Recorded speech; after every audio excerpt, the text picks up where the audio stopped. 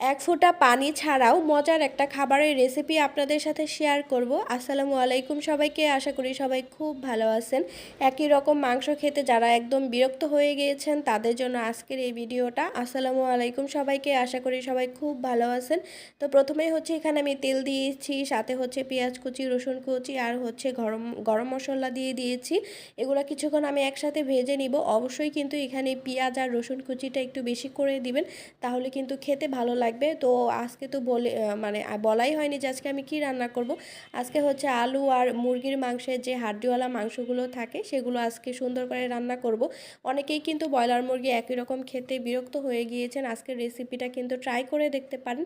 তো আমি কিছুক্ষণ হচ্ছে এই যে আলু আর মুরগি, তারপরে পেঁয়াজ রসুন এগুলো ভেজে নিব। ভাজা হয়ে যাওয়ার পর এখানে আদা রসুনের পেস্ট দিয়ে দিব, তারপরে আবার কিছুক্ষণ একসাথে ভাজবো। আর সাথে হচ্ছে আমি 2টা পাকা টমেটো দিয়েছি। এখানে কিন্তু অবশ্যই টমেটো ইউজ করবেন, তাহলে কিন্তু কালারটা অনেক সুন্দর আসে। আর আজকের রান্নাটা কিন্তু আমি এক ফোঁটাও পানি ছাড়া রান্না করব। খেতে কিন্তু ভীষণ মজা হয়েছিল, আপনারা কিন্তু ট্রাই করতে পারেন।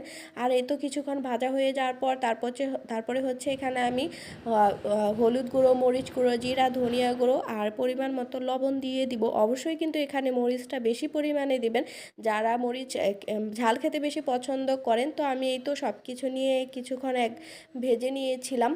এই তো প্রায় 10 মিনিটের মতো ভাজছি, তারপরে হচ্ছে এরকম একটা সুন্দর কালার এসেছে।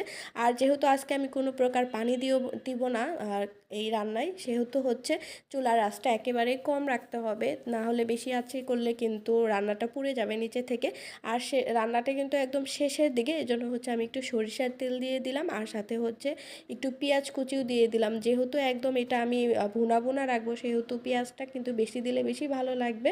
তো পেঁয়াজ কুচি আর আমি হচ্ছে একটু কাঁচামরিচ কুচি দিয়ে দিলাম। এখানে কিন্তু কাঁচামরিচটা অবশ্যই দিতে হবে, কারণ কাঁচামরিচ দিলে কিন্তু সুন্দর একটা ফ্লেভার আসবে আর খেতেও ভালো লাগবে। পেঁয়াজটাও আপনারা দিতে পারেন। তো এই তো হচ্ছে আমার রান্নাটা কিন্তু শেষ।